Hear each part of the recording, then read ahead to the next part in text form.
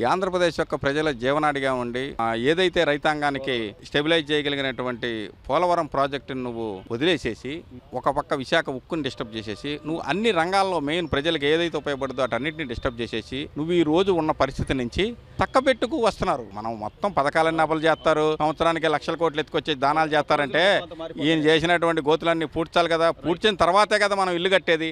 ఆ పరిస్థితిలో ప్రభుత్వాలు పనిచేస్తున్నాయి, ఒక్కొక్క సంక్షేమ కార్యక్రమాలు చేస్తున్నారు. రాజధాని మీద ఒక అవగాహన వచ్చింది, అలాగే ఏ ప్రాంతానికి ఏ ఇవ్వాలన్నది వచ్చింది. కొత్తగా డబ్బులు ఎలా సృష్టించాలి, ఆదాయం ఎలా రావాలి, ప్రజల్లో నమ్మకం ఎలా పెరగాలి, ప్రజలకు ఉపాధి ఎలా కలిగించాలి, చదువు ఎలా పెంచాలి, వీటన్నిటి మీద కూడా ప్రభుత్వం పనిచేస్తుంది. అన్ని రంగాల్లో కూడా ప్రభుత్వం ముందుకెళ్తుంది. ప్రజలకు ఏమిస్తున్నారు అనేటువంటిది ఒక క్షణం ఆలోచించుకుంటే ఈ ప్రభుత్వం సుపరిపాలన మొదలై సంవత్సరం అయింది. గతంలో జగనాసుర పాలన అంతమై సంవత్సరం అయింది. ఇది మొత్తం రెండు కూడా ప్రజల తీర్పు. జగన్మోహన్ రెడ్డి ఇలా ఏది చేసినా కానీ ప్రజలను అవమానించినట్టే అవుద్ది. ఆ రోజు ప్రజలిచ్చిన తీర్పును నువ్వు వెన్నుపోటాని అంటున్నావు, ప్రజలిచ్చిన తీర్పును కూడా నువ్వు అపసహ్యం చేస్తేట